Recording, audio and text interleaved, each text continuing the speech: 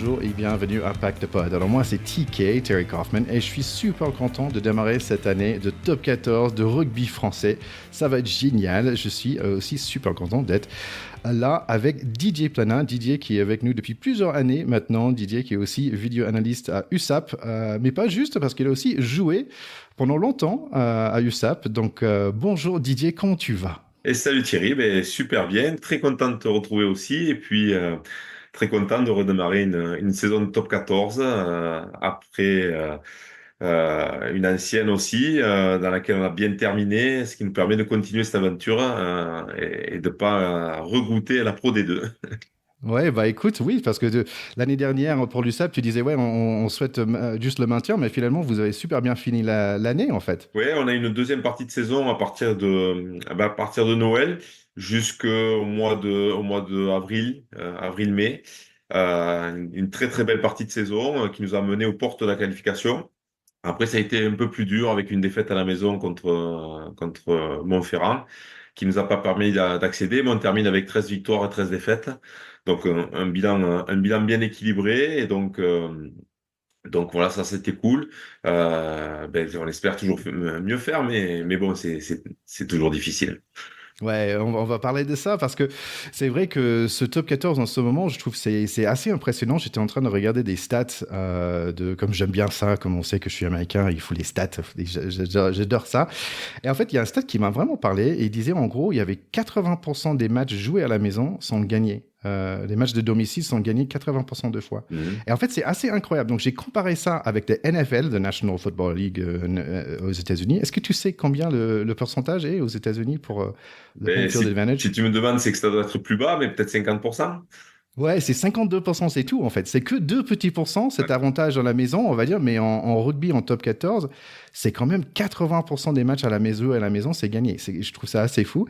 J'ai regardé aussi dans le basket, en fait, dans les NBA, c'est plutôt 60% des matchs. Le cricket, c'est un peu le même, NHL aussi, hockey. Mais 80%, c'est quand même fou. Et ça explique aussi pourquoi c'est quand même très serré. Comme on a dit, vous avez eu 13 matchs gagnés. Mais il y avait 5 autres équipes avec 13 matchs gagnés. La Rochelle, Racing, Castres, Clermont, Pau. Clermont avait que 2, mais avec d'autres points, pardon. Pau et Perpignan. Et en fait, ça fait en gros du 5 jusqu'au 10 dans le Ouais, ranking, quoi. tout à fait. Oui, c'est une particularité du top 14 et du rugby français qui viennent de très longue date, mais je pense aussi que par rapport aux équipes américaines, il y a encore un groupe de joueurs dans chaque club qui fait partie de l'histoire de ce club et qui véhicule l'idée de défendre ce clocher, son club. Et donc, la victoire à domicile a toujours une portée plus importante pour ces joueurs-là, qui se préparent certainement mieux aussi. L'influence du public est peut-être plus importante aussi en France parce que on a des vrais supporters plutôt que des spectateurs. Et donc, euh, et donc je pense que ça a une influence. Après, on sait que je crois que c'est Toulouse qui a été le seul club l'année dernière à faire 13 victoires à domicile. Donc, quand on veut faire 13 victoires sur l'année, voire plus, eh bien, il faut gagner de toute façon à l'extérieur. Ouais, et c'est assez incroyable parce que Toulouse, qui finit premier, ils n'avaient que 16 victoires, en fait. 16 victoires, donc, et ça veut dire 9 défaites quelque part. Donc, ça veut dire, on pense à cette monstre de l'équipe, mais quand même, ils ont perdu 9 fois dans l'année. Oui, c'est vrai, mais notamment à Perpignan. Donc, Ah, la particularité de Toulouse, c'est que, mis à part les phases finales, ils évoluent très rarement avec leur équipe type. Ils font tourner les internationaux sont pas là, ils ont des plages de repos, ils gèrent, et tout au long de l'année, je dis pas qu'ils lâchent des matchs, mais en fait, ils baissent un peu leur niveau par rapport à l'intégration de jeunes. Mais cette gestion-là leur permet d'arriver en pleine forme sur les phases finales. Et cette année, ils ont tout écrasé, que ce soit en Coupe d'Europe ou en championnat. et pleine forme aussi pour l'année suivante parce que leurs jeunes, ils ont un peu de temps sur le terrain, quoi. C'est évident. Exactement, oui, oui, c'est du travail à long terme. Mais bon, quand on voit le début de saison qu'ils font, on en parlera tout à l'heure, mais à Vannes, où ils ont quasiment tous leurs internationaux qui se sont reposés pendant l'été parce qu'ils n'ont pas fait la tournée. Bon, c'est une équipe qui est déjà très impressionnante et on les connaît. Avant le mois de novembre, ils vont tout faire pour emmagasiner le plus de points. Et puis après commencera la valse des internationaux, le mois de novembre, le tournoi des Six Nations, voilà, puis la gestion de la Coupe d'Europe. Mais bon, c'est encore l'équipe favorite, bien sûr. Bon, écoute, on a plein de choses à discuter aujourd'hui parce qu'on va faire un peu les tours de toutes les équipes dans le top 14. Donc déjà, il y a ça. On va parler un peu de peut-être de Champions et Challenge Cup aussi. Donc on a plein de choses sur le menu aujourd'hui. Mais c'est intéressant, juste pour finir un peu avec l'année dernière, il y avait cette idée de schedule. Tu vois, aux États-Unis, dans la NFL ou dans les NBA, parfois on parle le planning en fait des équipes et on dit, ah bah tiens, vers la fin de l'année, ils ont un planning qui est plutôt difficile ou plutôt facile. Mais en fait, dans le top 14, il n'y a pas ça en fait parce que c'est toujours difficile. Ah oui, oui, c'est toujours difficile. Tous les matchs sont importants. Tous les matchs sont à 5 points. Et, et, il n'y a pas une équipe qui lâche parce que jusqu'à la fin, parce que même nous avec 13 victoires, je crois qu'on a été véritablement sauvés à 2 matchs de la fin, quoi. Donc c'est très très compliqué, très très compliqué. Et Ouais. même des équipes qui enchaînent les défaites, bon, ce qui était notre cas au départ, on avait enchaîné 5 défaites d'affilée à 0 point. On aurait pu ne pas être invité du tout à la fin du championnat, c'était le contraire. Une équipe comme Montpellier qui a eu des gros trous dans la saison, qui a enchaîné 6 défaites d'affilée aussi, eh bien jusqu'à la fin, jusqu'au dernier match, ils auraient pu encore éviter la place de barragiste. Donc non, c'est très compliqué, c'est très compliqué. Ouais.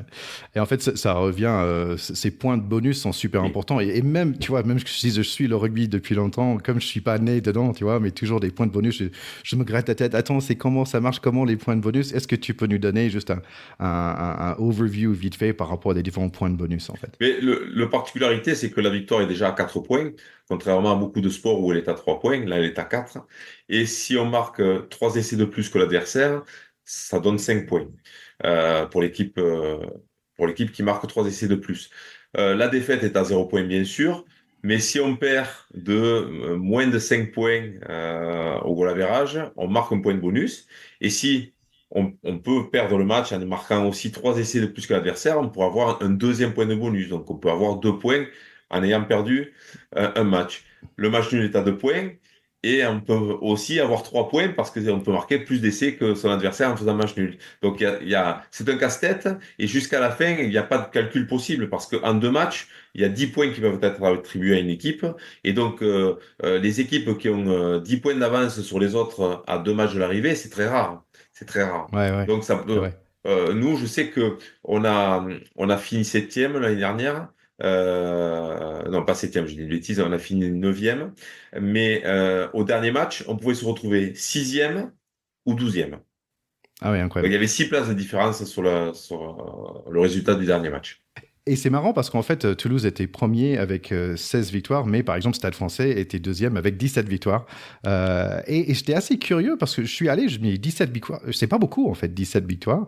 Et je suis allé un peu dans le passé et j'ai vu, je pense qu'en 2000, c'était 2017, il me semble, il y avait Toulouse qui avait 20. Mais tu sais, le moment. Quel moment avant qu'il y avait des. En fait, Perpignan avait 20 victoires, c'était quelle année, tu te souviens? Alors, je pense que c'est l'année où on est champion, c'est l'année 2008-2009, où on avait enchaîné 8 victoires à l'extérieur. Ouais, Cette ouais, année-là. ouais. Et donc c'est assez incroyable de dire, mais en fait, tu vois, ça s'est arrivé genre deux fois Ah oui, oui. depuis presque 20 ans, quoi. C'est quand même assez incroyable qu'il y ait une équipe qui a 20 ou plus. D'ailleurs, cette année, Perpignan avait 20 victoires et Toulouse avait 21. C'est ça, c'est ça. Allez, j'ai toujours soif des stats et comme toi, tu es quand même t'es analyse vidéo, j'imagine que tu es pas mal de stats, que j'aimerais bien parler de ça avec toi parce que je trouve que quelque part, en tant que fan, c'est une façon d'accrocher ou mettre des noms aussi avec des visages, avec l'équipe. En fait, parfois, il y a des équipes que je connais moins bien. Donc, j'ai fait un peu de recherche en fait par rapport à l'année dernière, qui sont des noms en fait que je connais moins bien. Donc, j'ai regardé par exemple pour le plus de points marqués.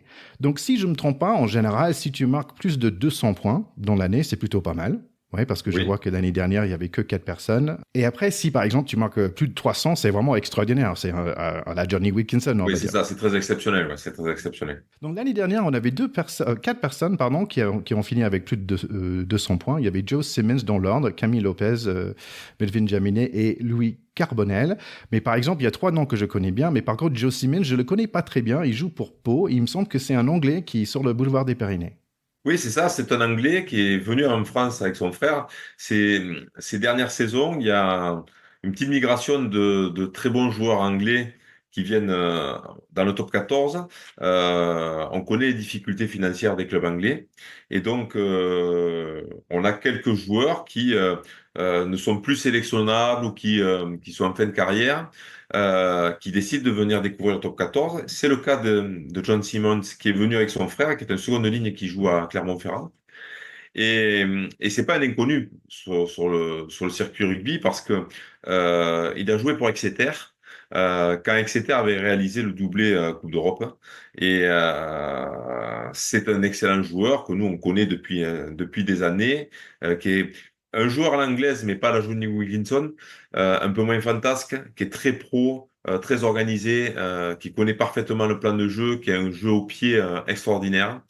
Et donc, c'est un Owen Farrell bis, on va dire. Et je D'accord. crois qu'il n'a pas eu la carrière internationale parce que justement, il y avait Owen Farrell devant. Mais c'est vraiment, on pourrait les comparer. Et en fait, on peut peut-être parler de David Patrick Jackson. Donc, apparemment, son nom, c'est Paddy Oui, Jackson, qui joue au Loup. Lui, il était septième avec 168 points. Mais en fait, c'est un Irlandais à la base. Mais donc ça veut dire qu'il est derrière un autre grand numéro 10.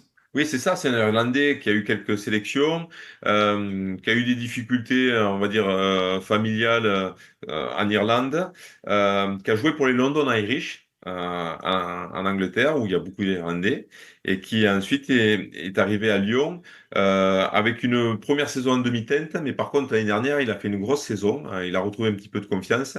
Et tous ces joueurs qui marquent plus de 200 points, ce sont des joueurs ou qui s'approchent des 200 points, ce sont des joueurs qui sont des buteurs mais qui jouent un poste aussi qui les fait marquer. Donc, ils ont quand même un certain nombre d'essais aussi à leur compteur.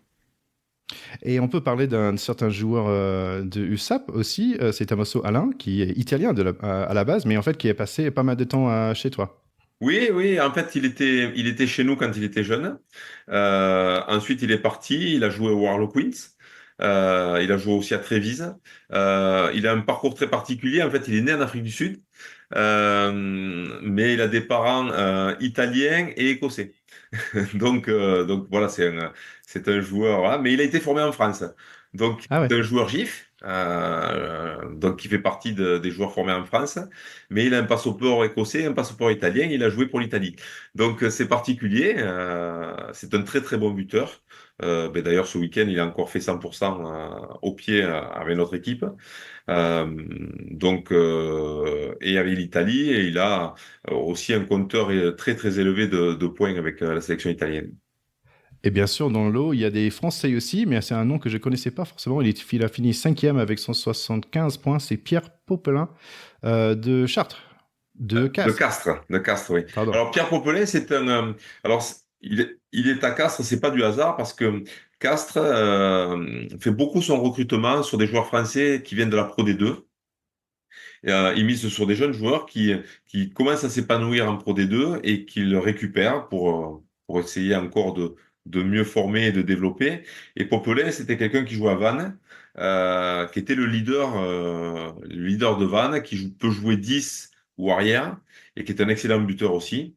Et donc là non plus, c'est pas surprenant, c'est un très très bon joueur. Qui, je crois, avait été formé à La Rochelle, si je me trompe pas, qui après avait été barré sur La Rochelle et qui s'est retrouvé à Vannes. Et bon, la Pro D2 pour les joueurs français, c'est un excellent laboratoire. Il y a des joueurs bien sûr qui éclatent à 18-19 ans, mais des fois c'est difficile dans des gros effectifs de top 14. Et donc aller se faire la cuirasse en Pro D2, eh bien ça permet à des joueurs de se renforcer, de gagner en qualité et de retrouver après le top 14, soit avec leur club, puisqu'on voit Vannes qui découvre le top 14 cette année, soit avec d'autres clubs comme Castres qui mise beaucoup sur ces joueurs-là. Il y a Bayonne qui a un peu cette stratégie-là. Nous aussi, on essaye un petit peu. Et on a des clubs comme Bordeaux, La Rochelle aussi, dans lesquels on voit arriver des joueurs un peu inconnus pour le grand public, que nous, on connaît parce qu'on suit la Pro D2, bien sûr, on suit ces jeunes joueurs et on n'est pas surpris. Ouais, c'est marrant parce que dans mes recherches, j'avais trouvé ça et j'avais trouvé aussi que La Rochelle en particulier, il y a beaucoup de formés au club. Oui. Et je pense que c'est un des plus en fait où ils ont 10-15 personnes qui sont formées au club, qui jouent, c'est quand même incroyable. Ouais. L'avantage de La Rochelle, c'est que eux, ils ont eu un gros parcours en Pro D2, donc ils ont une vraie histoire par rapport à la Pro D2. Et les joueurs qu'ils forment aujourd'hui, ils les prêtent dans ces clubs de Pro D2 et ils les récupèrent ensuite. Et Ah, voilà, ils ont une vraie politique. Et donc, en fait, ils les forment, ils les gardent le plus longtemps possible, puis ils les envoient se faire les dents en Pro D2, voire en national, et ils les récupèrent après. super, c'est un sacré stratégie. Allez, dans le rugby, il faut quand même marquer des essais.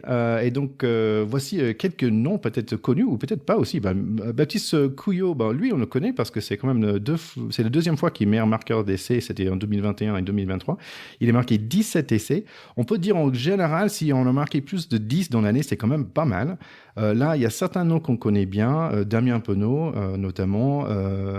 Mathis Lebel. Mathis Lebel et Raka, en fait, c'est marrant, ces deux personnes, ils sont très souvent dans les top 10 de marqueurs d'essai depuis 4-5 ans, en fait. On voit toujours ces deux noms-là. Après, il y a certains noms qu'on ne connaissait pas, notamment quelqu'un de USAP aussi, Sataveti Perenamou. Verdamou. Merci Alors, avec l'aide de ouais, prononciation. mais c'est un joueur qui est arrivé très tard dans le rugby, parce que c'était un militaire. Voilà, il était légionnaire. Ah ouais. Il a été découvert parce qu'il jouait pour l'armée française au rugby, et il a été découvert par Lyon. Il a fait d'excellentes saisons à Lyon, et là il était en fin de contrat parce que c'est quelqu'un qui est âgé, qui a presque 37 ans. Ah ouais. Et, et donc, bon, Lyon n'avait pas décidé de le garder parce que pour des raisons de santé. Et nous, on a eu l'occasion de le prendre sur une première année, mais de tenter le coup de poker. Et bien il nous en a pris puisque ça a été notre meilleur joueur de l'année, clairement. Il a été exceptionnel. Il doit faire partie de ceux qui ont cassé le plus de plaquages aussi à l'année. Nous, c'est notre meilleur marqueur, bien entendu, mais c'est notre joueur le plus décisif, c'est-à-dire qu'en plus, il a des passes décisives. Enfin, il a été exceptionnel, exceptionnel. Mais quelle histoire, je pense que ça va vraiment plaire à Montéo à moi qui a joué sur l'équipe de France militaire, donc ça va lui plaire cette histoire-là. Oui, donc une troisième ligne aussi, parce que là, normalement, en fait, dans les top 10, j'ai regardé pendant plusieurs années en arrière, et c'était toujours des arrières et très peu des avants. Par contre, il y avait Makalou et Aldrit, peut-être Yato aussi, c'est des seuls avants qui apparaissent avec un peu de régularité, normalement des troisième lignes. Et d'ailleurs, parfois des talonneurs, ils craquent la liste de top 10 aussi, la mode de Bordeaux, Boulgarit aussi. Est-ce qu'il y a un avant que tu penses peut être dans les top 10 cette année? Un avant qui va marquer plus Alors, la particularité, c'est que les talonneurs qui font partie d'équipes qui ont des gros packs, comme La Rochelle, euh, ont la possibilité, à l'issue des molles, de marquer des essais en force. Et je dis pas qu'ils marquent à chaque match, mais chaque match qu'ils jouent, ils ont quand même l'occasion de marquer sur des combinaisons simples. Il y a vraiment une occasion de marquer. Une équipe comme La Rochelle peut marquer. Je pense que Bourgarit, s'il n'avait pas été blessé cette année, puisqu'il était quand même longtemps blessé à l'épaule, il aurait pu être même dans le top 3 parce qu'il a marqué beaucoup d'essais comme ça. Et en plus, je pense qu'il est de mémoire, il a marqué quelques essais parce que c'était un excellent joueur. Donc, Bourgarit cette année, ça peut être quelqu'un qui à nouveau trust les premières places. Et dans le même cas, pour deux raisons différentes, on a Aldrit qui lui aussi bénéficie de ce travail de sape que La Rochelle aime bien faire dans les derniers mètres. Mais la difficulté d'Aldrit, c'est que finalement, il joue peu de matchs avec La Rochelle en championnat, parce qu'entre la Coupe d'Europe et le moment où il est en équipe de France, eh bien, il a moins de chances. Et après, il y a le cas particulier de Macalou, qui a encore marqué deux essais ce week-end, mais en position d'ailier. Donc, c'est une troisième ligne qui déborde les ailiers. Donc lui, c'est ça, chaque année, ça peut être la surprise du chef parce il est surprenant. C'est un cas particulier. Ouais, c'est un hybride en fait. C'est ça. Tiens, il y avait deux noms que j'avais oublié de mentionner en fait à Pau parce qu'ils ont fini 9e et 10e avec 9 essais chacun. C'était Jack Maddox et Samuel Elesia. Donc si j'ai bien compris, c'est un gars qui était né en Espagne Oui, Ezéala, oui, tout à fait. et maintenant il joue à Stade Français, il me semble. Alors là, je crois qu'il est parti au Stade Français, tout à fait. Il est passé par Pau, par Montferrand. Quand il est arrivé d'Espagne, je pense qu'il était à Montferrand. C'est un peu un petit gabarit très tonique, qui a un parcours particulier. Alors pour le coup, à l'USAP, on n'a pas été bon parce qu'il n'était pas très loin de chez nous en Espagne et on l'a pas repéré. Donc c'est une petite déception pour nous d'avoir loupé ce joueur qui a d'énormes qualités. Il fait partie de ces ailiers petits format qui sont très durs à plaquer, qui rebondissent partout et qui ont beaucoup de vitesse, beaucoup d'envie, qui sont des finisseurs et qui peut apporter beaucoup. Ils ont Étienne comme ça, le Stade Français, qui ont le même type de joueurs. Et ce sont des très bons joueurs, ça, oui. C'est intéressant, donc peut-être si tu as besoin de quelqu'un qui vient t'aider, tu vois, à chercher des nouveaux pépites en Espagne, je peux venir à Barcelone si tu veux, Ah oui, on c'est peut vrai, faire c'est ça tous possible. les... Ouais, Mais tu m'as dit que on tu peut mettre... préférais le doux parce que c'était vert. Ah oui, c'est vrai, le Franche-Comté. Parce que là, chez nous, c'est pas vert, hein. Ouais, c'est vrai. En ce moment, on voit pas trop d'eau. Exact. Écoute, si on parlait des réalisateurs, en fait, donc c'était assez intéressant parce que j'ai vu un jeune Hugo Reese, si je prononce bien, qui a fini quand même à 91% de ses tentatives sont réussies. Ça, c'est quand même exceptionnel. En gros, on peut dire si tu as plus de 85%, c'est quand même un très très bonne année. On voit des noms comme Lopez, normalement, Garbessi aussi. Et voilà, mais en fait, il y a quelque chose qui est intéressant. Je me disais, mais Johnny Wilkinson, est-ce que tu connais pendant ces 5 ans, est-ce que tu as une idée de son pourcentage? Alors là, c'est une colle. C'est Je pense que c'est difficile pendant 5 ans d'être au plus haut niveau, mais je pense qu'il doit être au-dessus de 85% quand même. c'est 95% en À fait. quatre-vingt-quinze pour cent. Il a marqué environ 66 par an. Il a raté que 3 par an environ. Je pense qu'il a raté 15. Incroyable. Ah, c'est incroyable quand même. Incroyable. Allez, si on parlait de meilleur gratteur, il y a un Perpignan, il y a un monsieur de Perpignan là-dedans. C'est Patrick qui? Sobela? Exactement, avec 15, il finit troisième sur la liste. Ex aequo d'ailleurs avec Michael Guillard De de Lyon. Loup. Et est-ce que tu sais qui est le premier ou qui était le premier? Parce qu'ils Euh, sont plus dans le top 14. Ils Petit sont plus au indice. top 14, mais ça doit être, oui, ça doit être le troisième ligne d'Oyonax, Le Breton. Exactement, Ouais, bravo monsieur. ouais, ouais. Kevin Le Breton, c'est un vrai joueur qu'on appelle pénible dans le jargon, qui fait tous les rucks, qui vient mettre la tête où la plupart des joueurs ne mettent pas le pied et qui sont des vrais gratteurs. Guillard et Sobela sont plus des joueurs d'instinct. Qui cherchent les opportunités, qui connaissent le rugby et qui donc sont récompensés de cette connaissance. Kevin Le Breton, lui, c'est un vrai soldat qui laisse la paillasse à chaque ruck. C'est marrant parce que quand j'ai joué à mon petit niveau, c'était quelque chose que je voulais travailler, en fait, cette espèce de niaque qu'il faut pour aller gratter le ballon, parce qu'il faut avoir un truc dans la tête qui tourne, tu vois, qui dit, et qui est vraiment un niaque féroce, quoi. Je trouvais C'est ça ça, toujours c'est ça. excellent, Il faut les la gars qui étaient capables férocité. d'aller. Et puis maintenant, les rucks, si on les regarde à vitesse au ralenti, on se rend compte qu'il y a une puissance défensive qui arrive sur le gratteur faut pas avoir peur, quoi. Il faut être Ouais. déjà bien équipé au niveau des cervicales, bien planté sur ses jambes, mais il faut oublier d'avoir peur, hein. Et c'est pas par hasard que ces trois noms, en fait, sont dans les top 15 meilleurs plaqueurs de la saison.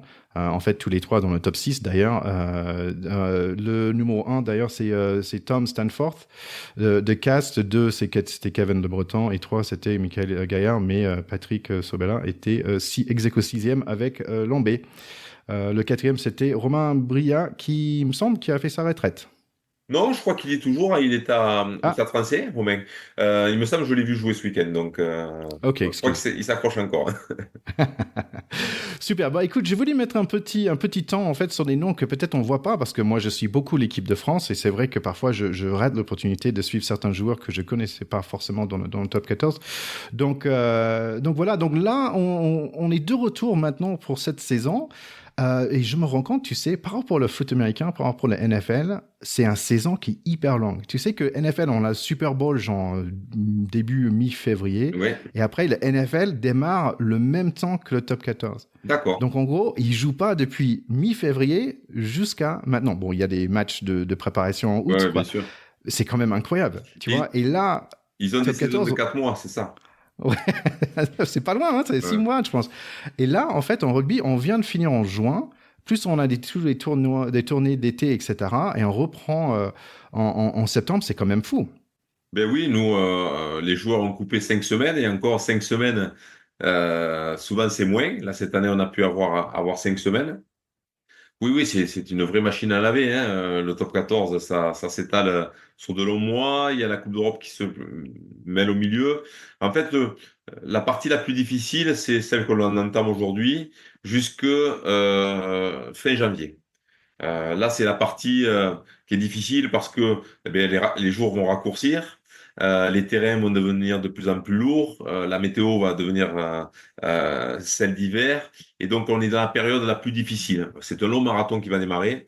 À partir du mois de janvier, les jours rallongent, il y a un petit peu plus on va dire, de saucissonnage de la compétition parce que il y a des matchs de Coupe d'Europe de phase finale et donc tous les clubs ne font pas les phases finales. Donc ça permet à des effectifs de souffler. Alors bien sûr, une équipe comme Toulouse elle va quand même jouer tous les week-ends jusqu'à la fin, mais elle va utiliser 50, 60 joueurs. Une équipe comme Perpignan qui a moins le loisir d'avoir autant de joueurs de ce niveau-là, on va avoir quand même à partir du mois de février 3 matchs, un repos en gros, voilà. Et donc ça c'est plus facile à gérer pour les organismes. Et donc ça permet de finir et de gérer mieux la fin de saison. Mais là la vraie partie et qui détermine quand même toute la fin de saison, c'est cette partie-là jusqu'à la fin janvier.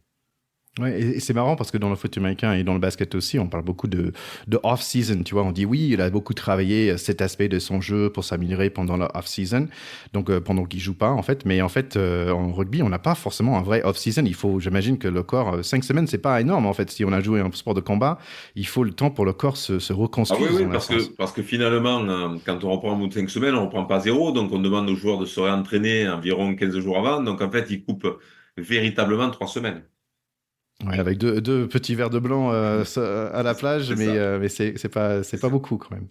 Bon, bonne nouvelle, ça m'a fait beaucoup de plaisir de voir cette première semaine de Top 14. Je propose qu'on parle rapidement des différents matchs et on va démarrer par un match Bayonne-Perpignan. C'est Bayonne qui a gagné en dernière minute, là 21-19. Est-ce que tu peux me dire deux mots par rapport à ce match?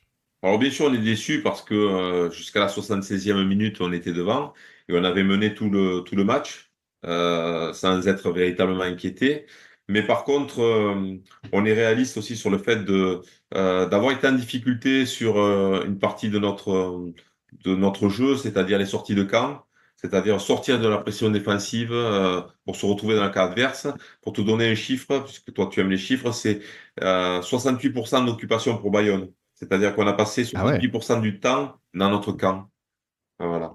Et en termes de possession, on a eu autant de possession que Bayonne, même un peu plus. Mais par contre, on a eu 70% de nos possessions dans notre camp. Et donc, quand on est dans son camp, c'est difficile de marquer des points.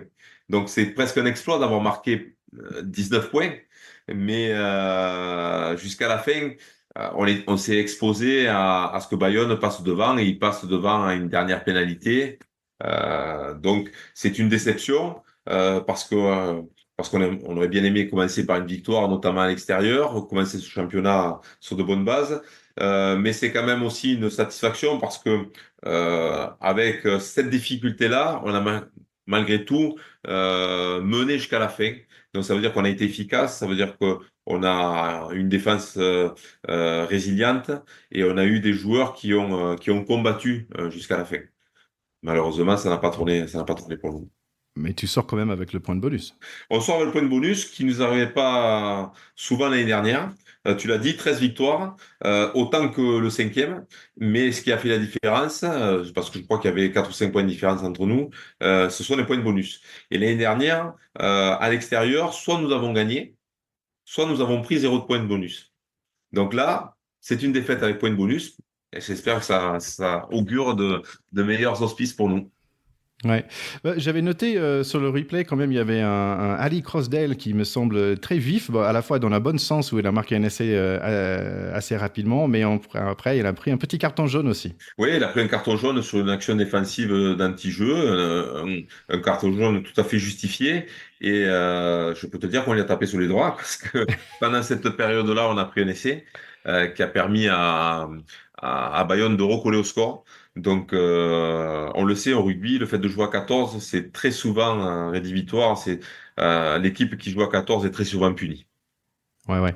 Et en fait, en parlant de ça, donc là, on est mardi, et toi, tu m'as dit, bah, j'ai déjà fait mon travail d'analyse. Et je me dis, mais comment ça s'organise, en fait? Parce que tu voyages plus avec l'équipe, tu m'as dit Oui, la dernière c'est ça. fois. Donc, ça fonctionne comment? Tu as déjà fini ton travail d'analyse, mais Mais ça consiste de quoi? C'est-à-dire que, pour te détailler exactement, je me suis mis à mon bureau à 14 heures samedi pour le match de Bayonne et j'en suis sorti, c'était 3h30 du matin. Voilà. Ah ouais. Donc là, c'est la grosse partie de mon travail de la semaine. J'ai fait toute l'analyse en direct de notre match et ensuite toute l'analyse post-match collective et individuelle. Et quand j'ai terminé ce travail, j'ai visionné le match de notre futur adversaire qui avait joué à 16h30. Donc c'était Montpellier. Donc j'ai visionné ce match et j'ai fait les statistiques de ce match aussi pour pouvoir les rendre le dimanche matin à 9h à mes entraîneurs. Donc j'avais déjà vu deux matchs dans la soirée. Puis le dimanche, j'ai profité de ces deux matchs qui sont maintenant diffusés pour faire mes analyses des deux matchs de l'après-midi, donc de Clermont-Ferrand et de Toulouse, donc à Vannes. Et entre hier et aujourd'hui, j'ai vu les trois matchs qui me manquaient à mon palmarès, entre guillemets, et j'ai fait l'analyse des trois matchs. Sachant que il y a des matchs où l'analyse est plus poussée, c'est-à-dire que par exemple Montpellier, c'est une analyse plus poussée puisqu'on les joue ce week-end. Castres, nous les jouons le week-end prochain, donc là aussi c'est une analyse plus poussée. Et ensuite, on va jouer Clermont-Ferrand et Pau qui se sont rencontrés les deux week-ends d'après. Donc ces trois matchs-là, c'était vraiment des analyses très poussées. Et pour les autres, c'est une analyse un peu plus instructive, on va dire. Voilà. Et en plus, il faut dire que toi, tu as des années et des années d'expérience, mais ça te prend quand même tous ces heures de travail. C'est incroyable. La difficulté pour nous, c'est que, je l'expliquais à un ami l'autre jour, c'est que le rugby, il a eu plusieurs temps d'évolution. À une époque, c'était le physique. Le rugby, on faisait beaucoup de jeux, puis d'un coup, la préparation physique est arrivée. Et donc, ça a été les années préparation physique. Et les clubs ont beaucoup investi sur des préparateurs physiques, des staffs, des analystes, ainsi de suite. Puis après ça, il y a eu la période, on va dire, data, avec les GPS et ça.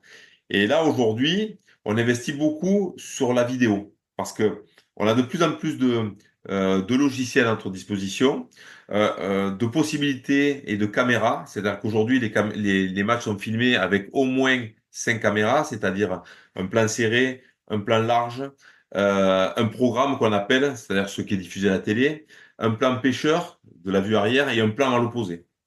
Et donc, la combinaison de ces 5 caméras dans des logiciels, ce qui n'était pas possible avant, nous permet de faire une meilleure analyse et de mieux comprendre le déplacement des joueurs, les tactiques, les plans de jeu, les faiblesses, les forces des équipes.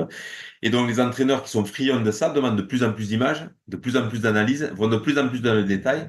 Et donc aujourd'hui, les staffs vidéo sont en train de se multiplier.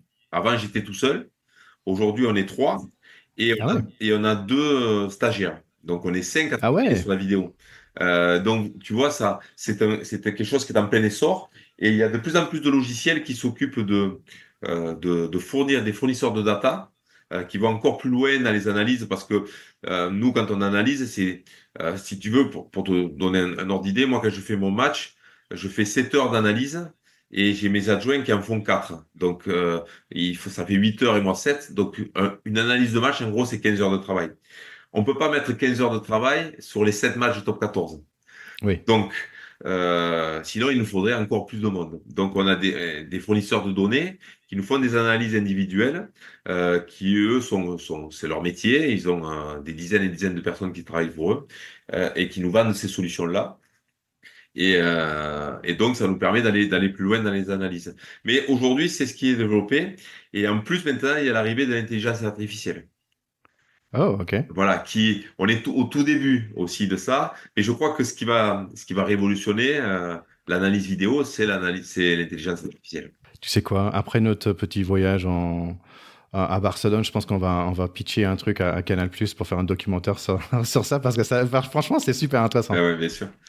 Allez, si on peut, merci pour ça. Je trouve ça vraiment, vraiment intéressant. Et moi, dans ma tête aussi, est-ce qu'il y a une révision avec l'équipe? Est-ce que c'est toi qui montre, en fait, voici Montpellier, voici ce qu'ils ont fait. C'est toi qui fais ce Alors, travail-là? non, là, ça, c'est les coachs qui, chacun dans leur partie, font de la présentation. On a un responsable de l'attaque, un responsable de la défense, un responsable de la touche, un responsable de la mêlée. Et tu vois, par exemple, la matinée de ce matin, ça a été une séparation de tout l'effectif avec leurs coachs, avec les leaders de ces domaines-là, pour voir la particularité. Moi, je fournis aux entraîneurs, je donne mon avis. Je débriefe avec eux, donc tout se fait avec eux, et après ce sont les entraîneurs qui diffusent. Nous on est là en appui parce que c'est nous qui faisons la manipulation, on va dire vidéo, avec les ordinateurs, mettre les montages sur les ordinateurs. J'alimente aussi une plateforme pour que les joueurs puissent depuis leur smartphone ou depuis la maison consulter les stats, voir les images des matchs et ainsi de suite. Et donc Oui, ça a euh, vachement évolué depuis. ah oui oui oui c'est très développé la vidéo, c'est très très développé. Ah bah c'est trop chouette. Bah ouais, on va aller faire un petit reporting tous les deux, ça peut être sympa. Allez, vite fait, on retourne sur les matchs de ce week-end. On avait Clermont, j'étais un peu surpris, 39 pour Clermont, que 7 pour Pau. Après, Castres, un victoire dernière minute encore contre Racing, mais Castres, c'est un vampire, quoi. C'est incroyable. C'est ça, c'est exactement ça. On en avait parlé l'année dernière. C'est une équipe Castres qui ne lâche jamais. C'est-à-dire que pour les battre, il faut vraiment être au-dessus d'eux et ne rien lâcher. C'est une équipe qui, donc moi, j'ai bien sûr, j'ai travaillé sur ce match-là, qui s'est retrouvé en difficulté dans le match à de nombreuses fois, qui était dominé par le Racing, un Racing que j'ai trouvé très puissant, très efficace. Mais malgré tout, ils ont sauvé deux essais dans l'embut, ils sont allés plonger à la mort, et ils étaient menés de 14 points, je crois, à la 73e, ou ils étaient menés de 12 points, pardon, à la 73e, et ils ont marqué deux essais transformés, incroyable. Ouais, c'est ça. Montpellier contre Lyon. Montpellier, toujours des difficultés. Ils ont perdu à la maison contre un Lyon, plutôt en forme. Donc 26 pour Lyon, 22 pour Montpellier. Bordeaux-Bègles, 46, Stade français, 26 en maîtrise à la maison. Bordeaux contre Stade français. Alors Bordeaux, c'est un peu, alors pas la surprise de les voir à ce niveau-là, parce que malgré tout, Bordeaux fait une énorme saison l'année dernière, et euh, bien sûr, ils sont tombés contre le Stade Toulousain qui était sûr de ses forces, et ils sont tombés, on va dire, dans le piège toulousain. Mais il faut pas oublier que Bordeaux, c'est pratiquement l'équipe de France derrière.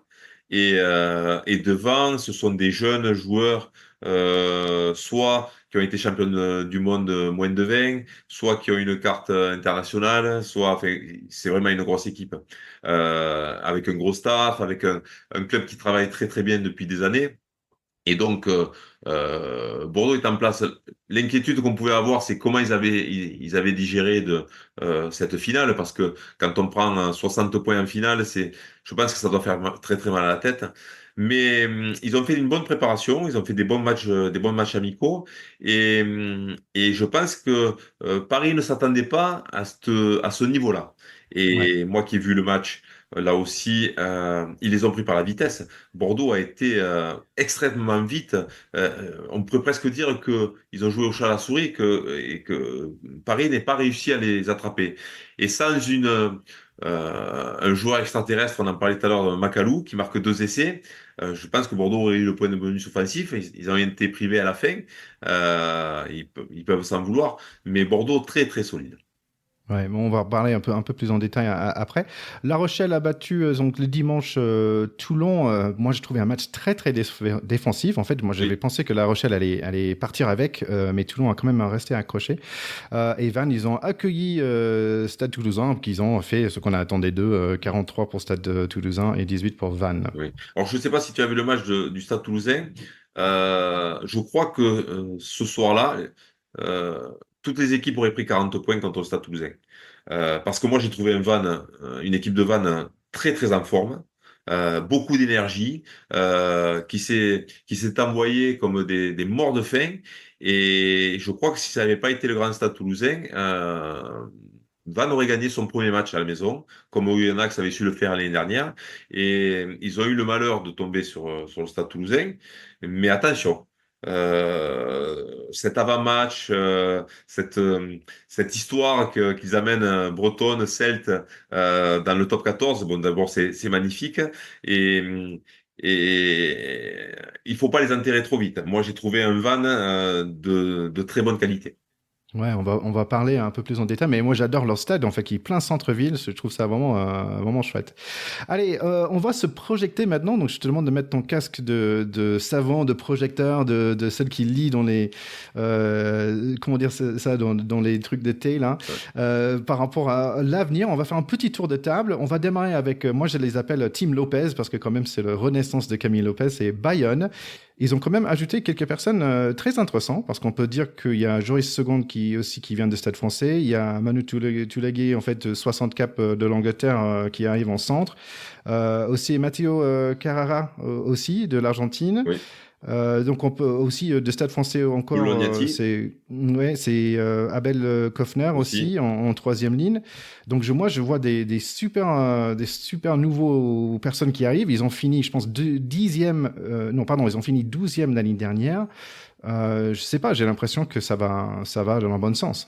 Mais Bayern, c'est une équipe qui travaille bien depuis des années, hein. Il y a eu les années Bru avec la remontée en top 14, hein, le maintien, même la qualification pour la Coupe d'Europe, hein, l'année passée.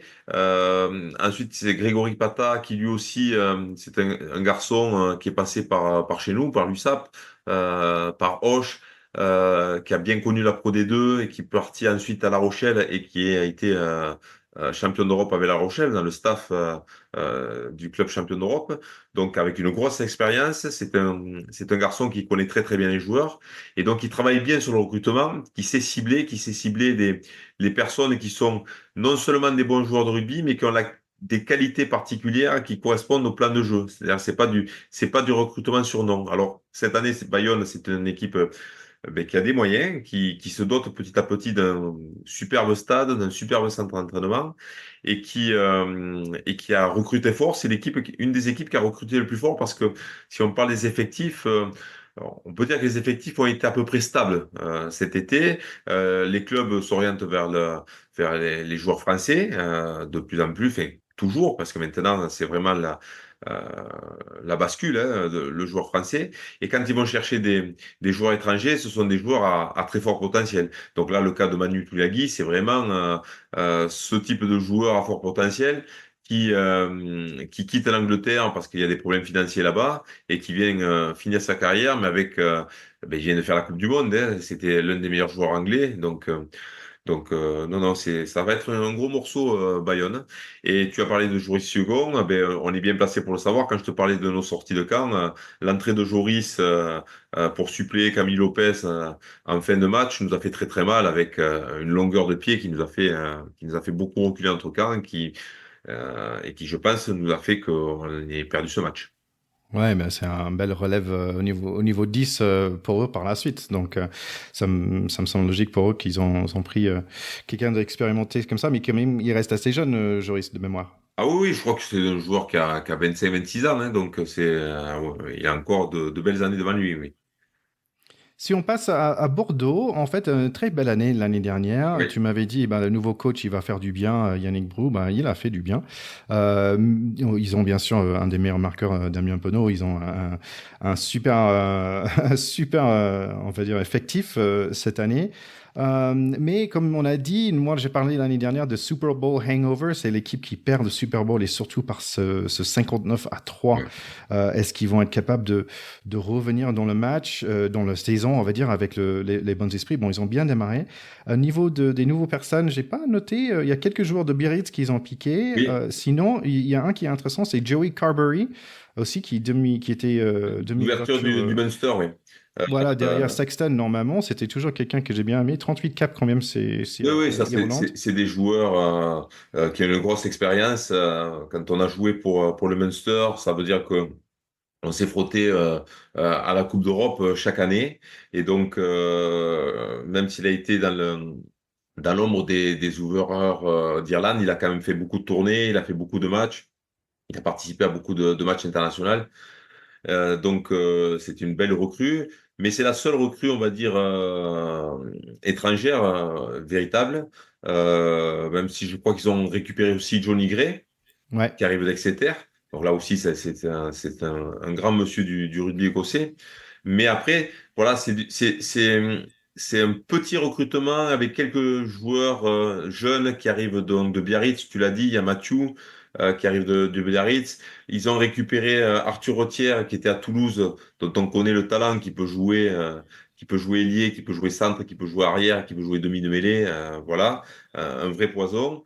Et ils ont récupéré aussi Enzo Rebier, que moi j'aimais beaucoup, qui joue, c'est un joueur d'Oyonnax, c'est un ailier qui franchit beaucoup ces ailiers racés, je vais dire, un peu comme peut être Damien Penaud, et qui leur fera du bien, justement, quand Damien Penaud sera appelé en équipe de France. Ouais, donc on peut bon, il démarre bien la saison. On va voir si ça suit pour eux. On a parlé de Castres. En fait, j'étais fier de moi parce que j'avais noté ce que tu avais dit. J'avais noté, tiens, il y a beaucoup de Nevers et Mm. Carcassonne et Grenoble. En fait, effectivement, il prend beaucoup de joueurs qui sont pas, on va dire dans le top 14, mais de Pro D2. Beaucoup de deuxième ligne aussi. Ils ont au moins 6 deuxième lignes sur cette équipe. Je trouvais ça assez marrant. Après, Donc ce sont des deuxièmes lignes hybrides qui peuvent jouer deuxième, troisième ligne. Ils aiment bien ces joueurs-là comme Stanis Force, qui a été l'un des meilleurs joueurs du championnat l'année dernière. Ces joueurs-là qui peuvent jouer soit seconde ligne, soit troisième ligne centre ou côté fermé, qui apportent de la hauteur, qui apportent du poids, qui apportent de la puissance. C'est une équipe qui joue beaucoup en frontal dans des premiers temps avant de libérer pour derrière, mais c'est une équipe voilà, qui est difficile à jouer, toujours. c'est marrant parce que j'avais noté au niveau de poids, en fait, ils ont un seul joueur qui est plus de 130 kilos, en fait, dans les avants. Mais en fait, dans les arrières, ils ont 5 joueurs qui sont plus de 100 kilos. Ouais, ouais, c'est une équipe qui est Donc, très c'est assez solide. lourd derrière. C'est une Ouais. équipe qui est très solide et puis ils ont récupéré l'ailier de Nevers, donc Ambandian, qui a fait le match de sa vie, je crois, ce week-end, euh, qui, euh, euh, qui leur apporte cette puissance-là, cette vitesse. Ils ont des joueurs fidjiens toujours qui sont de très haut niveau. Et oui, c'est une équipe solide et qui a en plus l'objectif de déplacer le ballon malgré tout. C'est-à-dire que ça joue frontal et puis dès que ça s'ouvre, eh bien, on est capable de jouer sur les ailes et de donner vie à ce ballon. Donc c'est une équipe qui restera dangereuse. Alors de là à dire que c'est une équipe qui va se qualifier, qui va jouer les premiers rôles, c'est difficile à dire, mais quand même, tous les 3 4 ans, Castres est la bonne surprise du championnat, donc attention. On passe à Clermont, qu'ils ont eu. Il y avait 3 coachs pendant 3 saisons, et après, maintenant, il Ouais. y a Urios qui arrive. Un peu moyen, en fait, au niveau des stats. Ils étaient 9e en attaque l'année dernière, 11e en défense. Ils ont bien démarré ce match contre Pau. Moi, ce qui m'a marqué, en fait, j'étais en train de regarder. Il me semble que c'est une équipe qui peut mettre 50 points sur une équipe, et la semaine suivante, il peut perdre par 40, en fait. Donc, ils ont fait ça à la fin de l'année, en avril. Ils ont perdu contre Bordeaux-Bègles 41-7, et après, la semaine d'après, ils gagnent contre Stade Français 41-18. Le même chose, un mois plus tard, ils perdent contre Toulon 52-10, et après, ils gagnent contre Montpellier 52-15. C'est quand même bon, un peu difficile ça, parce que c'est pas très linéaire, c'est pas très stable. Oui, alors c'était une équipe qui était un peu dans le trouble les années précédentes avec un changement de génération. Il y avait des années très fastes à l'ASM et le passage de cette génération-là a eu du mal à se faire. Donc ils ont brûlé des entraîneurs et puis là ils ont récupéré en cours de saison Urios dont on connaît les qualités qui correspond à cet esprit du top 14 où il faut être rude pendant la période hivernale, comme je te dis, où il faut être résilient. Et je pense que Urios va mettre la patte sur cette équipe et c'est déjà dans le recrutement. C'est-à-dire que jusqu'à maintenant, il était arrivé en cours de saison, il a fait avec son effectif. Et là, petit à petit, il est en train de construire son effectif en s'étant séparé de quelques-uns qui n'estimaient pas assez investis et en recrutant de la masse, du déplacement, du franchisseur, comme Kylian Ndaoui par exemple. Et donc, ils ont fait un bon début de saison, effectivement. Moi, j'ai trouvé une équipe très solide contre Pau, un peu plus déçu, entre guillemets, par Pau, que je m'attendais à être d'un niveau supérieur. Mais je crois que la performance de Clermont n'est pas étrangère aux difficultés de Pau ce week-end. Ouais, c'est intéressant parce que j'ai pas vu beaucoup de noms très connus qui sont arrivés, mais plutôt des noms qui sont partis. Comme tu disais, un changement de génération. Slimani qui est parti, Plisson aussi, Lavani qui est parti à Lyon. Donc peut-être, donc ce que tu me dis aussi, c'est que Euro est arrivé et ça va prendre un peu de temps pour que ça commence à avoir l'effet en fait. Tout à fait. Mais, euh, mais ils ont des bons joueurs. Par exemple, ils ont récupéré Thomas Seyt, qui était à Bayonne. Alors, c'est un joueur qui a âgé de 33 ans, mais on sait que en seconde ligne, on peut jouer jusqu'à 35, 36 ans. C'est ce joueur-là qui va leur apporter cette grinta qu'aime Urios, cette force, cette puissance et cette abnégation. Et je crois que quand tout va se mettre en place, je pense que ce sera une équipe qui peut être dans les 6 cette année. Ouais, et d'ailleurs, Kramer, l'année dernière, était bien là dans ce registre-là, je trouve, Tout à fait. très, très rugueux. Tout à fait. Allez, on passe à La Rochelle. En fait, tu l'avais bien dit l'année dernière qu'ils auront un peu de mal, manque de fraîcheur, en fait. Et tout au long de l'année, je trouvais que on l'a senti, un peu de démarrer dans la douleur. Là, cette année, avec une victoire contre Toulon, mais l'année dernière, quart de finale en Coupe d'Europe, ils ont perdu. Ils ont perdu dans demi-finale contre Toulouse. Est-ce que la douleur va continuer? Est-ce qu'ils vont rebondir, La Rochelle? Alors, moi, j'ai été un peu surpris. Je crois qu'ils ont fait très peu de recrutement. Je sais pas. Je crois qu'officiellement, il y a qu'un joueur qui a signé chez eux. Après, ce sont que des espoirs. C'est Kane Douglas qu'ils ont récupéré de Bordeaux. Donc, c'est un effectif très stable.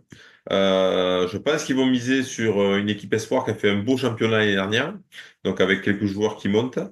La différence va peut-être se faire sur des internationaux qui ne le seront plus ou qui le seront moins peut-être et qui auront un peu plus de fraîcheur euh, pour le, pour le club. Mais ils sortaient quand même d'un doublé Coupe d'Europe, d'une finale de Coupe d'Europe. Enfin, ils ont laissé des plumes ces 4 dernières années. Et c'est vrai que je suis un peu surpris qu'ils aient pas renouvelé leur effectif. Maintenant, j'ai pas tout à fait euh, vu exactement le nombre de jeunes qu'ils ont intronisés. Donc à voir. Mais ça sera peut-être une équipe qui aura du mal à se mettre en route au départ. Ok. Oui, comme on a dit avant aussi, moi j'avais noté 11 personnes sur leur effectif qui sont formées au club, c'est quand même, c'est quand même beaucoup. Et j'ai noté aussi, c'est un des packs les plus lourds. Il y a quelques jours à 152 kilos, il y en a 1, 2, 3, 4, 5 qui sont plus de 100 kilos, Ouais, 130 kilos, excuse. Donc c'est quand même de lourd en face pour les avants. ouais, ouais. Les Antonio, les Skelton, les Colombes, tout ça, c'est du fort tonnage, hein. Donc, des joueurs qui pèsent sur l'adversaire, qui en plus sont des bons joueurs de rugby, qui sont capables de faire des passes, de faire des franchissements, de faire des offloads. Donc, oui, ils jouent beaucoup cette qualité-là. Et quand on parlait tout à l'heure d'un talonneur qui fait partie des meilleurs marqueurs, c'est parce qu'il profite de ce tonnage qui amène souvent le ballon dans un but après un mall. Ouais, Skelton a sacré année l'année dernière. Si on parlait de Lyon, l'année dernière, tu as dit, en fait, il manquait un peu d'identité. C'est quelque chose que Théo le dit assez souvent aussi. Staff inexpérimenté l'année dernière qui venait de Grenoble. Les résultats en dents en scie, mais en fait, ça veut dire aussi quand c'est dents en scie que parfois ça descend, mais parfois ça monte. Et moi, je sais pas pour toi, mais j'ai un bon senti, surtout, par exemple, on regarde des ailiers, par exemple, ils ont David, le Georgien, là, Ninashvili, Ouais, déjà, celui que Monty Ouanei, Rattez, Oui, ils oui. ont vraiment derrière, ils ont des sacrés joueurs, je trouve. Oui, oui, ils ont des sacrés joueurs. Après, cette année, ils ont perdu quelques cadres, les frères Tao, Bamba. Donc, il y a un changement alors pas de génération, mais de vestiaire, on va dire. Donc, il me tarde de voir un petit peu comment ça va prendre. Là, ils ont fait un match très sérieux à Montpellier avec une belle occupation et puis des contre-attaques extraordinaires avec toujours Couillou qui est là pour conclure. Donc, il a encore marqué ce week-end. Donc, euh, Je pense qu'il y aura encore un peu d'irrégularité parce que c'est une équipe qui va rester un peu en construction encore, pour moi. Ils seront capables de faire des très très bons résultats et peut-être que sur la longueur, ils peuvent avoir quelques trous d'air. Mais après, avec la confiance, ça peut basculer dans le bon pour le Loup. Ce sera quand même une équipe solide. Attention. À creuser, parce que pour moi, ouais, je sais pas pourquoi, mais cette équipe, pour moi, ça va peut-être faire quelque chose pour moi, c'est mon ressenti. Par contre, dans l'autre sens, on va dire Montpellier, j'ai pas ça me donne pas des super bonnes ondes, on va dire. Et ils ont perdu quelques joueurs de clés, Garbessi. Il me semble que William C, il a pris sa retraite ou pas, je suis pas Non, non, certain, il est j'ai là, mais l'impression. il est blessé et il a été longtemps blessé. Et là, il a repris là ce week-end. Il a rejoué. Ok. Ok, donc moi j'ai vu Carbonel aussi qui est parti, Oui, donc il y a des grosses pertes. Après, il y a quelques ajouts de joueurs qui ont peut-être, on va dire, un passé problématique en fait, avec Awas, Potin et Stuart et Hogg aussi. Il y avait Sam Simmons qui était là pour remplacer, on va dire, le vide de Zach Mercer qui était formidable il y a 2 ans. J'ai pas l'impression qu'il avait fait une énorme saison l'année dernière. Comment tu sens Montpellier? mais c'est particulier, Montpellier. Bon, ils sortent d'une période très trouble. Et donc, quand on a une période trouble comme ça, c'est difficile de recruter parce que les joueurs se disent, bon, qu'est-ce que je vais aller faire là dans ce club où il n'y a pas de stabilité, où on ne sait pas trop qui c'est qui dirige, entre le président, entre Bernard Laporte, les coachs, Colazo. Donc, je pense que le recrutement a été un petit peu compliqué pour eux. Du coup, ils ont misé sur des joueurs qui ont un beau CV, on va dire, mais qui sont en situation particulière. Voilà, les Awas, Umpankin, Stewart Hodge, voilà, ils ont des problèmes dans la vie qui peuvent amener à ce qu'ils aient des baisses de niveau rugby, mais ça peut être aussi la bonne pioche, donc c'est difficile à dire. Moi, je crois que le vrai changement pour Montpellier, c'est l'installation d'un staff en dessous de Bernard Laporte, quasiment montpelliérain.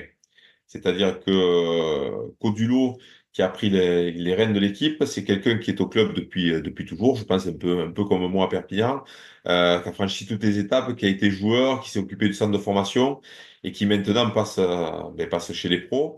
Et je crois qu'il est en train de construire un vestiaire montpelliérain sur lequel il va pouvoir s'appuyer parce que tu le sais, et on a parlé tout à l'heure des victoires à la maison, on a besoin on a besoin de créer une identité dans un vestiaire de rugby pour créer une histoire. Et donc, je crois qu'ils sont en train d'essayer de le faire. Ça va pas être simple et parce qu'ils partent de loin, qu'ils ont vécu un vrai traumatisme l'année dernière. Ça va pas être simple parce qu'ils ont perdu ce premier match à la maison, mais sur la longueur, quand on voit quand même l'effectif, avec les Vunipola, avec le demi de mêlée sud-africain qui va revenir, avec le Miotti qu'ils ont récupéré d'Oyonnax, qui est un excellent joueur, c'est un Argentin, demi-ouverture, qui n'a pas encore fait ses débuts mais qui est un excellent joueur. Thomas Vincent aussi qui arrive de la Pro D2. Je crois que voilà, ça peut basculer du bon côté. Ça va pas se faire du jour au lendemain. Il va falloir un peu de temps, mais je me dis qu'ils vont pas faire la même saison que l'année dernière. Ok, donc un peu de chemin à faire pour Montpellier. Oui, Là, tu parlais de Pau, un peu déçu par leur démarrage avec que 7 points marqués, mais surtout beaucoup encaissés contre Clermont. En fait, c'est marrant parce que Pau était vraiment au milieu, dans le sens septième attaque, septième défense, neuvième au niveau ils étaient comme tous les autres avec 13 victoires, mais ils ont fini neuvième. On va dire quelques bons joueurs qui s'étaient piqués par des grands clubs. Astoy, par exemple, qui ouais, était pris par La Rochelle. Je pense que c'est assez fréquent, en fait, que ça arrive, où des grands clubs va piquer leurs meilleurs joueurs. c'est ça. L'année dernière, tu as dit que c'était un jeu assez spectaculaire, similaire aux All Blacks, mais il faut dire que les All Blacks, en ce moment, ils sont pas très forts aussi, parce qu'ils ont perdu avec des défaites contre les Sudaf et les Argentins. Comment tu sens Pau, alors? Mais Pau, c'est une équipe qui est façonnée on va dire, à la française, avec beaucoup de joueurs GIF. Le recrutement, il est à 95% de joueurs français qui sont passés par les équipes jeunes, tout simplement parce qu'ils ont un manager qui a été double champion du monde avec les moins de 20 ans, donc il connaît très très bien cette filière. les jeunes joueurs lui font confiance, ils leur donnent leur chance. Et c'est un jeu assez léché. Maintenant, la rudesse du top 14, des fois, est traître. C'est-à-dire que quand on veut bien jouer au rugby, malheureusement, il faut arriver à subir les assauts sans trop se désagréger. Et face aux équipes de fort tonnage que sont, on en a parlé, Bordeaux, Toulouse, Montferrand, qui vous détruisent, sur la longueur, c'est difficile d'exister. Mais moi, je suis assez admiratif de l'équipe de Pau. D'ailleurs, avec Perpignan, c'est l'équipe que l'on bat le moins dans le top 14. Je crois que notre ratio sur nos confrontations, elle est de une victoire pour 7 ou 8 défaites. Ah ouais. C'est une équipe qui nous pose beaucoup de problèmes parce qu'elle a de la vitesse, elle a du déplacement, elle a de l'intelligence. Et donc, nous, on a du mal à les attraper, comme on dit. Mais sur une longueur de championnat, sur 26 matchs, ils ont quelques trous dans la raquette.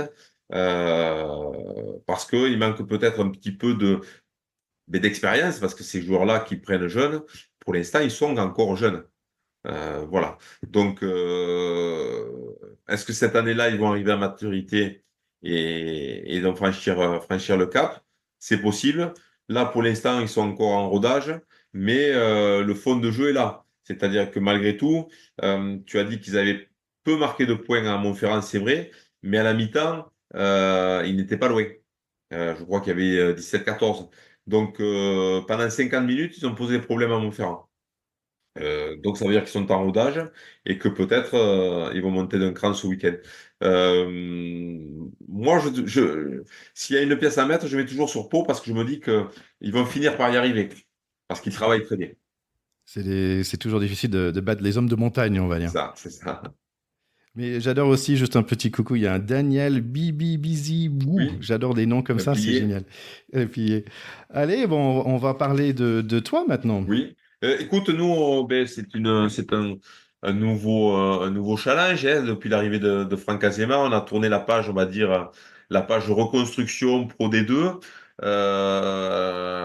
installation dans le top 14 avec Patrick Arletas. Et depuis l'année dernière, l'arrivée de Franck Azema qui demande au président de faire un gros effort sur le recrutement, sur la structuration du club aussi, et un président qui le suit. Notre objectif, c'est de nous installer véritablement dans le top 14. Et s'installer dans le top 14, c'est-à-dire prétendre à la qualification. On sait qu'il y aura des années sans qualification, ça a été le cas l'année dernière. J'espère qu'il y aura des années avec la qualification, et on sait que dans le rugby français, quand on se qualifie, eh bien, on a pratiquement autant de chances que les autres d'être champions. Donc, on est dans cette ambition-là. On sait que c'est très dur. On a parlé de tous les effectifs, hein, donc nous, on ne revendique rien. Mais par contre, on ne revendique pas non plus la place de dernier ou de barragiste. Je pense que notre équipe a progressé. Le recrutement est intéressant, notamment sur le 5 de devant. On a beaucoup recruté. C'est le gros effort que l'on a fait cette année. On a complété notre effectif aussi avec de jeunes joueurs qui remplacent des joueurs qui ont pris la retraite ou qui sont allés en Pro D2 terminer leur carrière, comme Mathieu Acebes ou Thomas Oppo, Kylian Gattier aussi. Donc voilà, c'est une page qui s'est tournée pour... je crois qu'on a 13 joueurs qui avaient participé à la Pro D2, le titre de champion, qui sont montés en top 14, qui ont assuré le maintien en top 14 l'année dernière, l'année d'avant en barrage, et qui ont participé encore à une année de plus en top 14 et qui nous ont quittés cette année. Donc c'est un vrai changement. J'espère que la mayonnaise va prendre et qu'on va faire la saison que l'on espère. Et en fait, super attaque aussi pour l'année dernière. Vous étiez cinquième finalement, mais malheureusement au niveau de défense, 12e sur 14. Donc comment on va dire profiter de cette attaque et aussi en même temps travailler des aspects de défense. Mais ça a été notre travail de l'intersaison. Tu as dit que l'intersaison était courte, c'est vrai, mais malgré tout, on a une plage de travail importante et on a beaucoup axé sur la défense. Et l'objectif, c'est de prendre moins de points, non seulement pour coller au score, ce qui a été le cas cette semaine, et c'est pour ça qu'on a ramené un point de bonus défensif, mais en même temps aussi résister au retour de certaines équipes. Donc, on a beaucoup travaillé sur la défense. Notre animation offensive a surpris un peu l'année dernière. On a des joueurs qui ont surpris, qui ont performé, comme Veredamou, on en a parlé. Mais ça ne rend pas suffisant parce que chaque année, on peut pas avoir des joueurs qui éclatent comme ça et qui, voilà. Je crois que le rugby, c'est quand même une bonne base défensive aussi. Donc, il faut que l'on progresse dans ce domaine-là et ça a été tout l'enjeu de notre intersaison. C'est intéressant parce que le top 14, bon, ils éluent aussi les joueurs du mois. Là, j'avais vu beaucoup de Bordelais, Damien Penaud, Paul Abedi, des Toulonnais, bien sûr, Antoine Dupont, pardon, des Toulousains, des Antoine Dupont, Toulonnais, Serein, au Levant.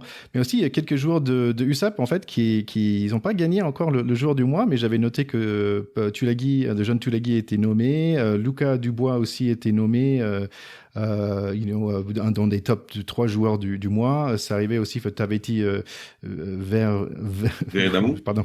Oui, merci aussi. Donc ça veut dire que tu as quand même des pépites dans l'équipe qui vont faire du bien. Allez, on va passer rapidement au Racing. Nouveau coach l'année dernière, Lancaster, mais on ne trouve pas forcément des résultats. Ils étaient sixième, on va dire, de justesse. Ils ont perdu l'un contre... bon, ils ont perdu on va dire, dans les phases finales contre Bordeaux.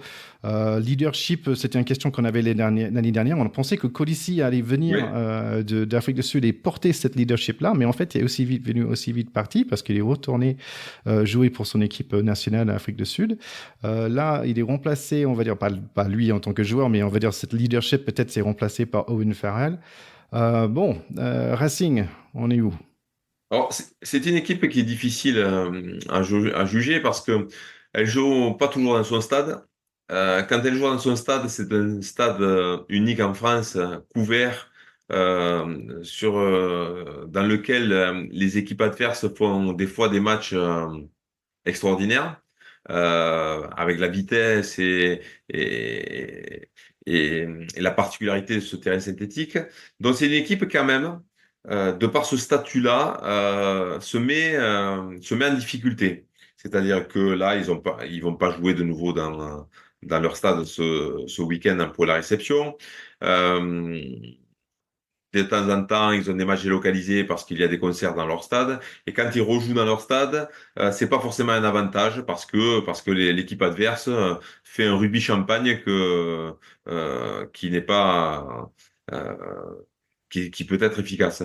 Donc, cette structuration les met dans la difficulté pour avoir une régularité de championnat de top 14 où on a besoin, sur la longueur, de gagner beaucoup de matchs pour se qualifier.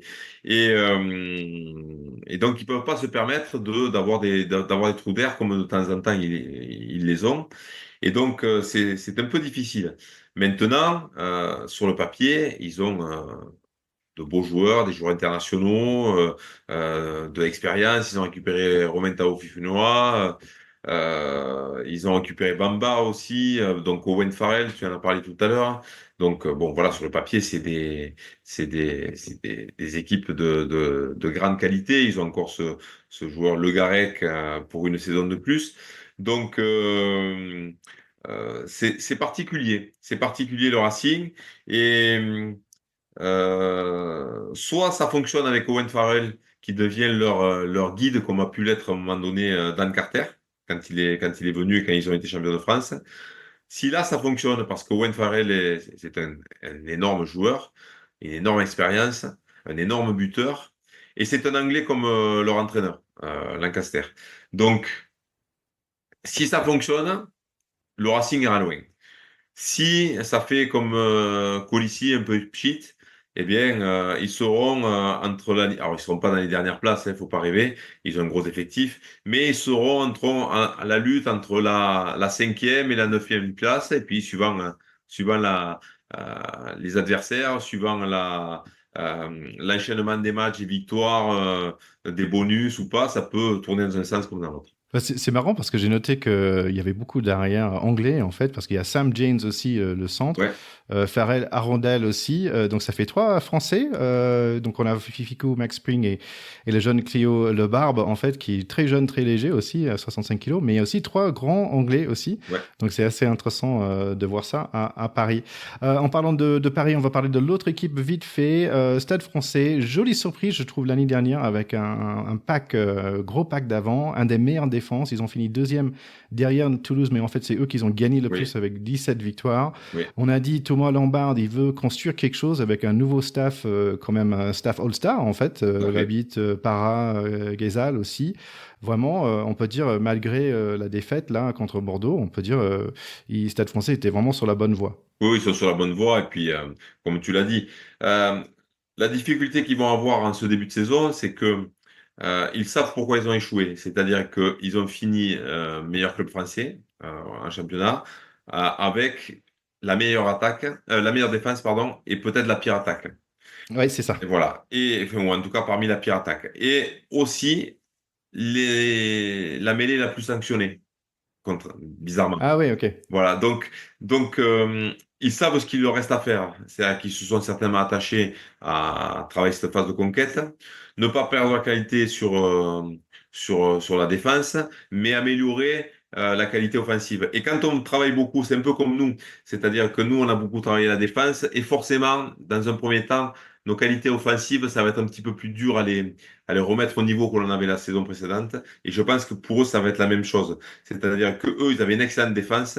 Donc, ils vont travailler beaucoup sur l'offensif. Ils ont commencé, ils ont marqué des superbes essais contre Bordeaux, mais malheureusement, ils en ont pris 6. Parce que justement, quand on a travaillé beaucoup la défense pendant l'intersaison, l'attaque, pardon, on a laissé un peu de la défense de côté en se disant, bon, on a quand même beaucoup d'acquis, mais les acquis ne suffisent pas. Et donc, je pense qu'ils ont été un peu en difficulté sur ça ce week-end. Ils vont rapidement rééquilibrer les choses parce qu'ils ont gardé le même effectif. Ils ont fait du recrutement XXL sur des joueurs français. Huguet de Bayonne, c'est un excellent troisième ligne. Tanga, on le présente plus de La Rochelle. Carbonel, tu en as parlé. Foursan, qui est pareil, qui est un espoir, qui jouait déjà pour eux. Je crois qu'elle a été prêtée par Montpellier. Donc ça, c'est quatre joueurs français de très bon niveau qui ont entre 22 et 27 ans, je crois. Donc Paris va compter cette année. Ouais, et en plus, c'est une équipe agréable à regarder, je trouve, en ce moment. Et c'est chouette. Maintenant, il y a plein d'équipes que j'ai envie de regarder, mais Stade Français commence à être vraiment sur le plan aussi. Et Euh, attention aussi, j'oubliais, je crois qu'ils vont récupérer Costa Storti, qui est un ailier portugais qui nous a fait rêver en Coupe du Monde avec le Portugal, et qui a été, je pense, meilleur marqueur de la Pro D2 l'année dernière avec Béziers. Ah, chouette, un autre nom à suivre. Allez, on parle de Toulon. C'était aussi une surprise pour moi de les retrouver dans les top 4, on va dire, dans le haut de tableau avec 15 victoires. Deuxième attaque, troisième défense, donc très équilibré. Une équipe All-Star, l'ex-capitaine de l'équipe de France quand même, Charles Ouais. Olivon. Serin avait vraiment en forme. Villiers de retour. Il manque leur meilleur marqueur aussi, qui est Jaminet, avec suite à la Ouais. difficulté de cet été. Il va louper pendant 34 semaines quand même. Donc voilà, une équipe en construction, mais avec un vrai manager, un super manager, je dirais même, Pierre Mignoni, qui a vraiment mis sa patte sur cette équipe, je trouve. Oui, oui, il a mis sa patte. Il construit son effectif. Là aussi, un effectif très ciblé. Il a récupéré Ivaldi à Paris, qui est un vrai Toulonnais. Il a récupéré Antoine Frisch du Munster, qui est la petite découverte qui a joué en équipe de France cet été. Donc, il a récupéré Kyle Sinclair aussi, dans ces fameux joueurs anglais qui quittent l'Angleterre et qui ont un gros passé d'internationaux. Donc, il façonne petit à petit son effectif. Ça va être une équipe qui va compter, qui va avoir de bons joueurs. Il a un petit peu modifié le vestiaire aussi, s'est séparé de quelques joueurs que nous on a récupérés. De YCA Naya Selevou aussi, qui n'a pas fait la saison qui escomptait l'année dernière. Donc, il a un peu, entre guillemets, nettoyé son vestiaire pour repartir sur de bases saines. Ça va mettre un petit peu de temps au départ, je pense, pour Toulon, mais c'est une équipe sur laquelle il faudra compter, un petit peu comme l'année dernière. qui est monté en puissance régulièrement. Et après aussi, mais c'est la saison qu'il faudra serein, parce que c'est quand même leur meilleur joueur. Et malheureusement, je crois qu'il s'est blessé le week-end dernier. Il n'a pas pu jouer ce premier match. Mais quand Serein est là, Toulon ne perd pas beaucoup, hein. C'est quand même incroyable. J'ai compté dans le 9-10, là, il y a Baptiste Serin, il y a Ben White, après il y a Dan Bigard et Polo Garbiesi. C'est un truc de fou. C'est 200 caps, en fait, C'est ça. à eux quatre tout seuls, quoi. Donc, vraiment, c'est assez incroyable, en fait, de charnière. L'équipe 1 et l'équipe 2 sont super forts. Beaucoup d'expérience. Petite mention aussi pour un des meilleurs noms dans le top 14, c'est Yannick Yuyut, Oui. voilà, qui est troisième ligne. Allez, on est presque fini. On arrive maintenant à Toulouse. L'a doublé l'année dernière, meilleur joueur du monde en plein temps quand il revient. Ntamak de retour, Joulanche aussi. Jack Willis l'année dernière qui se montrait comme un monstre en fait, Ça. incroyable. Kinghorn, c'est un roi. Ramos qui est vraiment bien dans ses pompes. On parle pas de Flamand, Mavoka, des nouveaux aussi, Maofano. Costez, Romad, ok, c'est un effectif de ouf.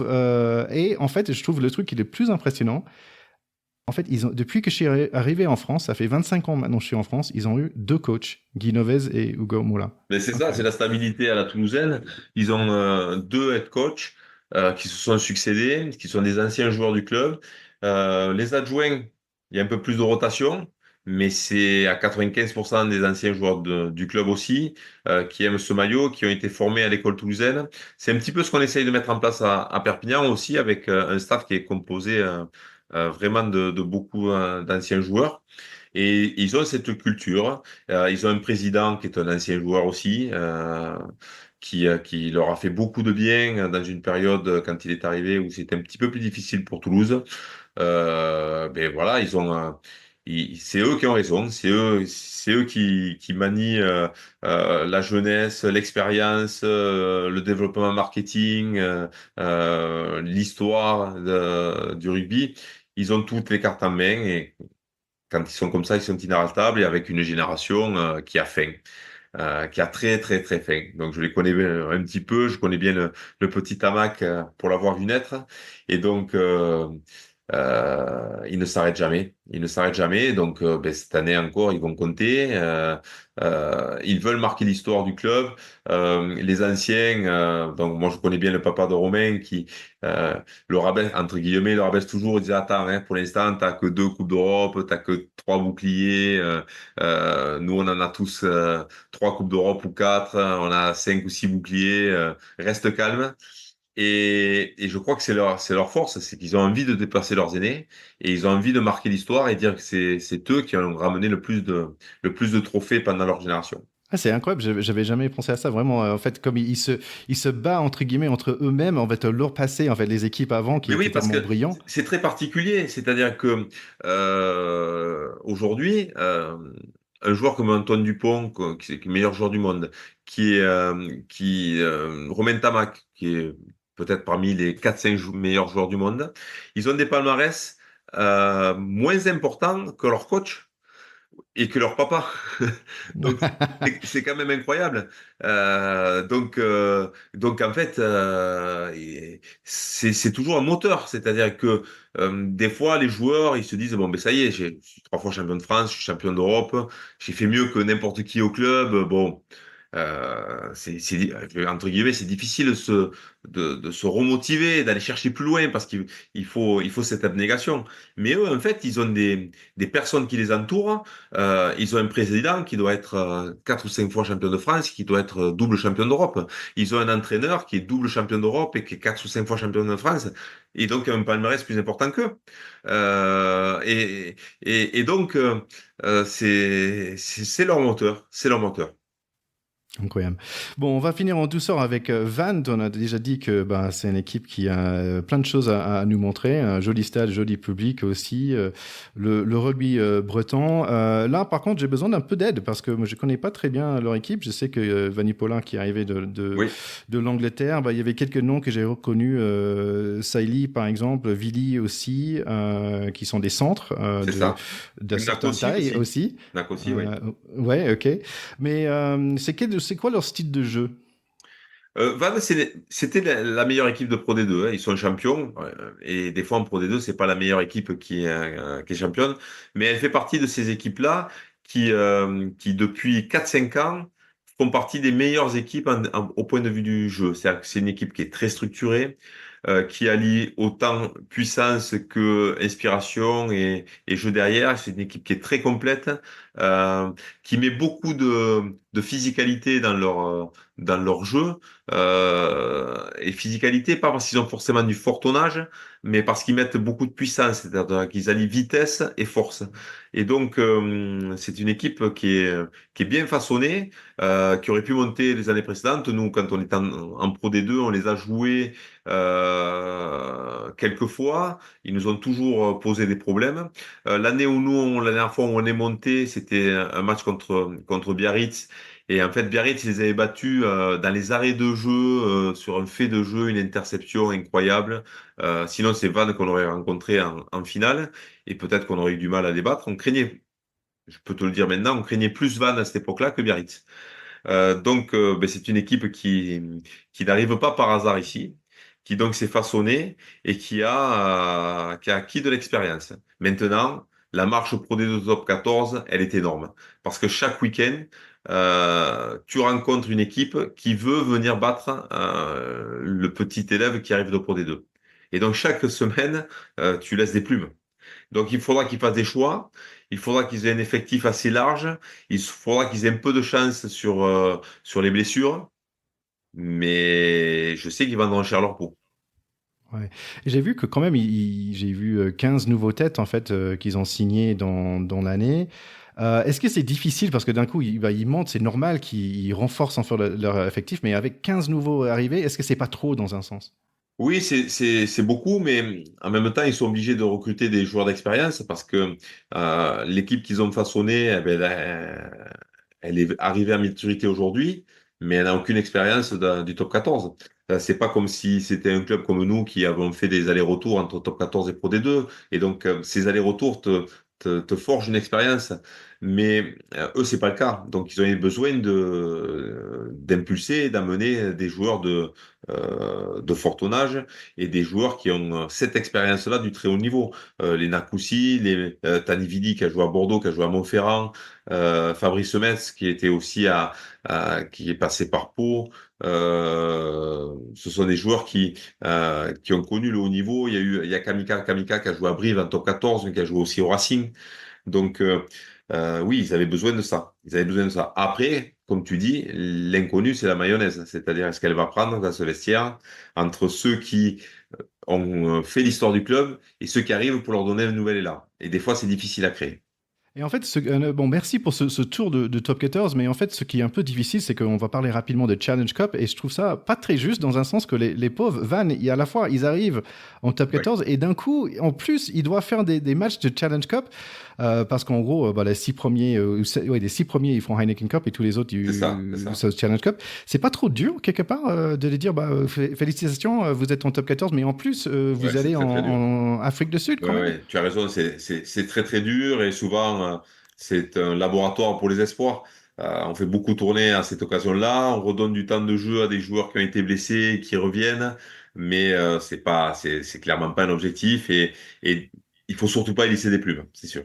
Donc rapidement, donc j'ai vu le pool où vous êtes. En fait, vous allez jouer à Connacht. En fait, je savais pas où c'est. C'est en Irlande. C'est à Oui, Galway. Tu es déjà allé à Galway? oui, tout à fait, oui, oui, c'est Et une équipe qu'on c'est a déjà magnifique. rencontrée. Oui, oui, Ouais. c'est très très beau. J'ai joué là-bas en tant que joueur aussi, donc oui, c'est une équipe, c'est un endroit très particulier. Bah, écoute, si tu retournes, j'ai un petit restaurant qui s'appelle le restaurant Kai. Il faut absolument aller là-bas. Cardiff aussi, ça c'est trop cool. Parce que Cardiff, j'aimerais bien voir ce stade. C'est sur ma liste, my bucket list, comme on dit. Mais par contre, the Toyota Cheetahs en Afrique du Sud, je me disais, mais c'est un peu nul comme nom si j'arrive à le dire, Ouais. parce que c'est un Bloemfontein. C'est En fait, c'est Bloemfontein, plein oui. centre d'Afrique du Sud. C'est un peu le Clermont-Ferrand, apparemment, de l'Afrique du Sud. Oui, c'est ça, c'est ça. Alors, c'est le Clermont-Ferrand, mais c'est surtout des grandes steppes et des grandes fermes avec des énormes domaines où il y a des agriculteurs qui ont des troupeaux de bovins énormes. Et donc, oui, on va jouer contre eux, mais on ne joue pas là-bas parce que cette année, les Ah, clubs sud-africains viennent jouer en Europe. pour des problèmes de transport. Et on va aller jouer contre eux à Amsterdam. Ah, ok, bah, c'est marrant. Voilà. Ouais, parce que je me disais 12 000 km, si vous allez là-bas, merci les battre quand même.